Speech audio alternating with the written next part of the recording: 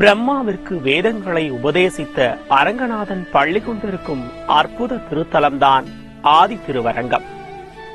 விழுப்புரம் மாவட்டம் திருக்கோவிலூர் அருகே 15வது கிலோமீட்டரில் 3 ஏக்கர் பரப்பளவில் இத்திருத்தலம் அமைந்துள்ளது. முதலாக 4 வேதங்கள் ரிக்கேஜுர் சாம அதருண வேதங்களை பெருமாள் உபதேசம் பண்ண இடமே ஆதி திருவரங்கம். 4 யுகங்கள்ல முதல் யுகம் கிருதயுகமாகவும் முதலவதாரம் மச்சவதாரம் என்பதனாலையும் முதலாக என்பது தமிழர் ஆதியை குறிக்கின்றதனால் ஆதி திருவரங்கநாதன் என பெயர் பெற்ற இந்த ஊருக்கு பெயர் ஆதி திருவரங்கம். கோவில் நுழைவு வாயிலுக்கு முன்பாக ஆஞ்சநேயர் சன்னதி, வடகிழக்கு மூலையில் 4 தளங்களை கொண்ட நெற்களஞ்சியம். கோவிலுக்கு உள்ளே சென்றால் தல விருட்சமாக மகிழ மரம், அதில் நிறைந்து வழியும் பக்தர்களின் கோரிக்கைகள். மகிழம்பூ மரம்னு ஒரு மரம் இருக்கு. லட்சுமியுடைய அனுஷ நட்சத்திரவாளுக்கு அந்த மகிழம்பூ மரம்னு உடையது.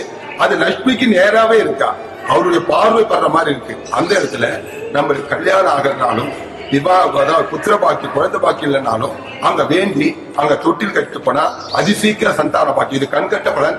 எல்லாரையும் கேட்டு பார்த்தாலும் உங்களுக்கு தெரியும். நிறைய பேருக்கு 100க்கு 100% இது நல்ல அமைப்பா நிறைய பேருக்கு பலிச்சிருக்கு. அடுத்து உள்ளே சென்றால் திருப்பார் கடலில் வீற்றிருக்கும் அரங்கநாதன். திருப்பார் கடலில் இருப்பது போல் ஆதிசேஷ சயனத்தில் ஸ்ரீரங்கநாதன் பள்ளி கொண்ட திருக்கோலத்தில் கடலில் பதுங்கியிருந்த சோமுகன் என்ற அசுரனை பகவான் நாராயணன் மச்சாவதாரம் எடுத்து வென்றார். வேதங்களை மீட்ட பகவான் பசுமை எழில் கொஞ்சும் தென்பெண்ணை நதிக்கரையில் ஆதி திருவரங்கம் எனும் இத்திருத்தலத்தில் எழுந்தருளினார். தெற்கு பக்கம் தலை வைத்து கிழக்கு பக்கத்தில் முகம் நோக்கி புன்முறுவல் பூக்க வலது கையை தலையணையாய் வைத்து இடது கையால் நாபிகமலத்தில் தோன்றிய பிரம்மனுக்கு வேதங்களையும் சாஸ்திரங்களையும் உபதேசம் செய்கிறார். ஸ்ரீ தேவி மடி மீது சயனித்திருக்க வடக்கு பக்கம் நீட்டியபடி உள்ள ஒரு திருவடியை பூமி தேவி தன் மடி மீது வைத்து வருடியபடி இருக்கிறார். மற்றொரு திருவடியை ஆதிசேஷனின் வால் நுனி வளைவில் வைத்தபடி சயன திருக்கோலத்தில் கண்கொள்ளா காட்சியாய் அருள் பாலிக்கிறார்.